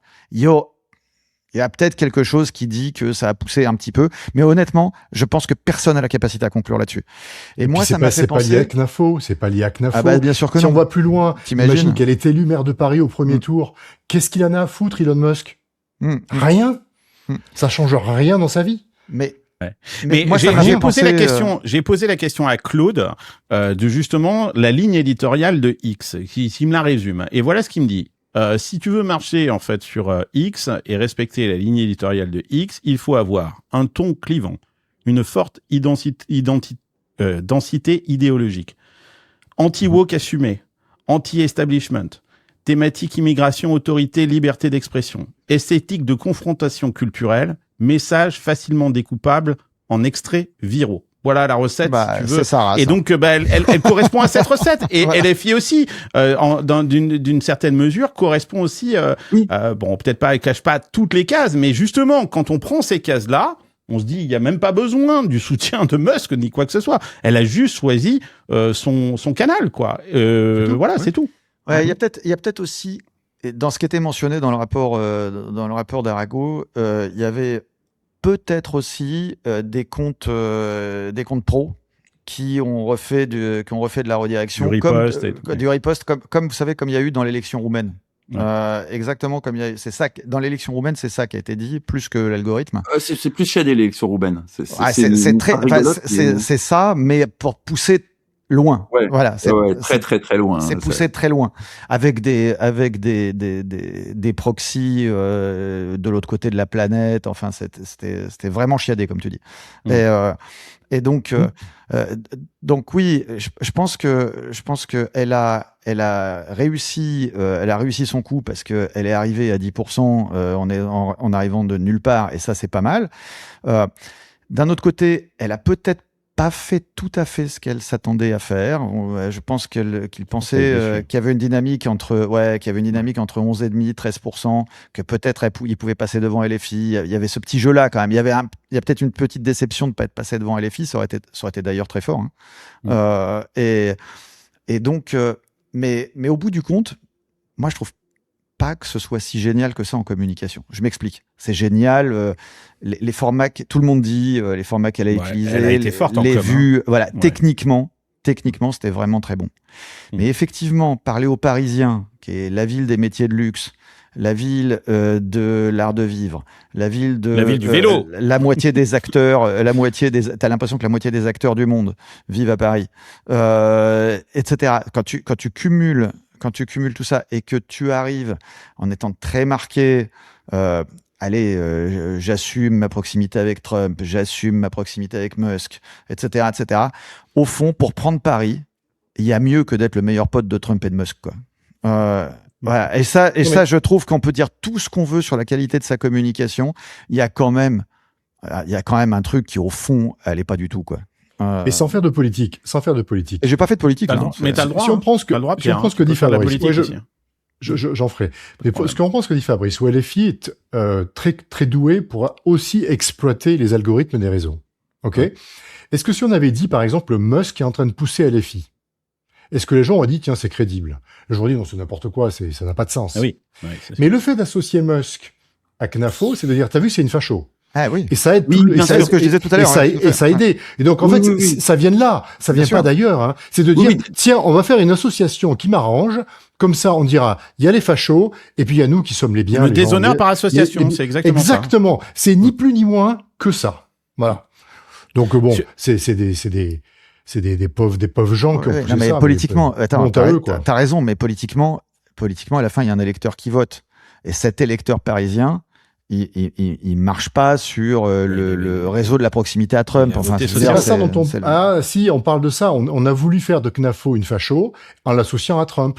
C'est ça qui s'est passé. Il y a de toute façon un mais Pierre, biais est-ce que CNAFO n'est pas enfin, j'aime pas le terme facho. Sincèrement, je trouve ce terme, il est historiquement.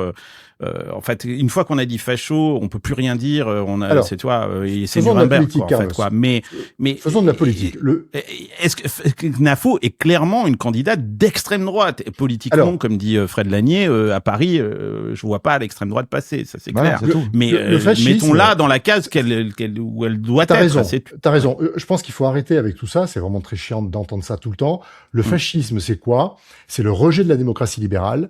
C'est un parti unique avec la suppression de l'opposition, c'est le culte du chef, c'est le contrôle total de la société, et c'est une politique violente organisée. C'est ça le fascisme. Ce que dit CNAFO pour Paris, c'est sécurité et police municipale renforcée. Elle dit propreté et gestion de la ville, pouvoir d'achat des habitants, logement et transport et référendums locaux. Ça n'a rien de fasciste. Il faut arrêter de mélanger tout ça. Après qu'elle soit transparence radicale. Et transparence radicale. Alors après qu'elle soit peut-être souverainiste, peut-être nationaliste, peut-être etc.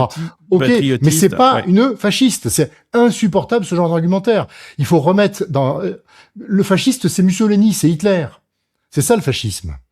Alors, elle n'est pas en train de remettre en cause la démocratie libérale. Oui, mais elle a quand même un fond raciste, hein, il faut quand même le dire. Elle a soutenu quand même des propos qui étaient fondamentalement racistes. Et elle vient d'un parti qui est raciste. Je ne dis pas fasciste. En tout cas, moi, je fais très attention avec ce terme-là. Je suis d'accord, mais n'empêche que oui, quand tu regardes son discours, je le trouve super intéressant. D'abord, c'est une des seules candidates libérales au sens propre du terme. Peut-être David Lisnard.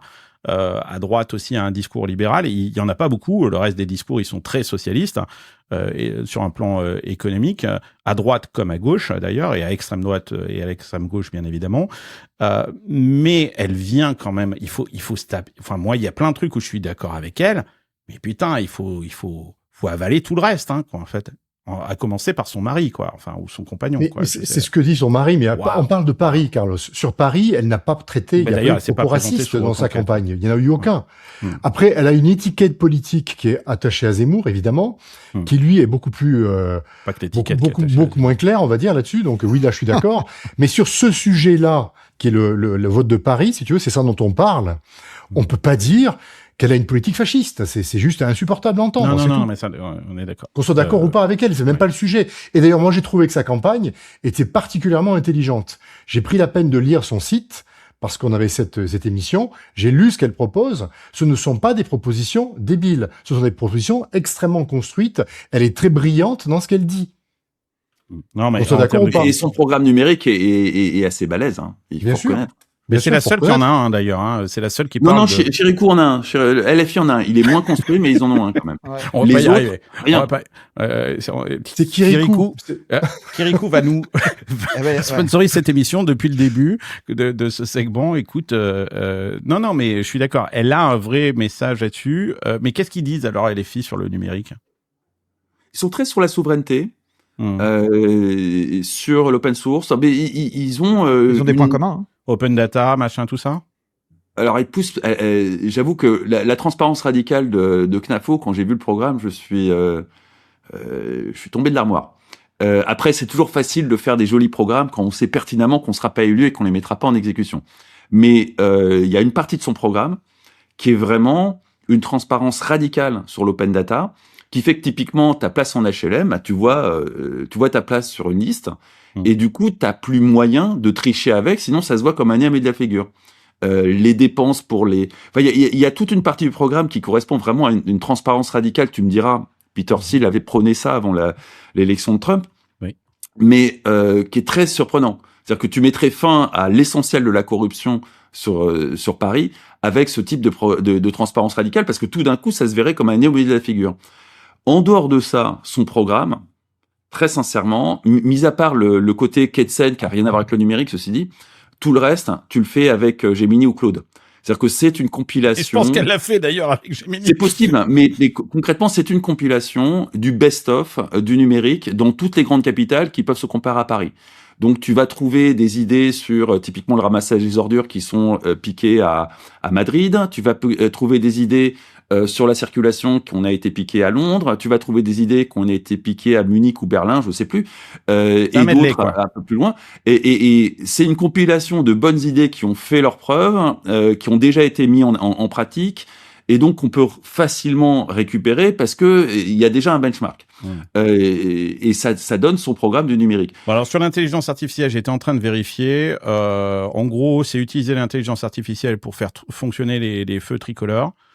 Et fluidifier le trafic. Ça tombe de source. Et sur la sécurité, bien évidemment, pour que la police puisse surveiller. Effectivement, là-dessus, elle parle aussi d'intelligence. Alors, plus la surveiller, il y a une micro-amélioration. Hein. On se satisfait de peu après 15 ans de lutte contre la surveillance.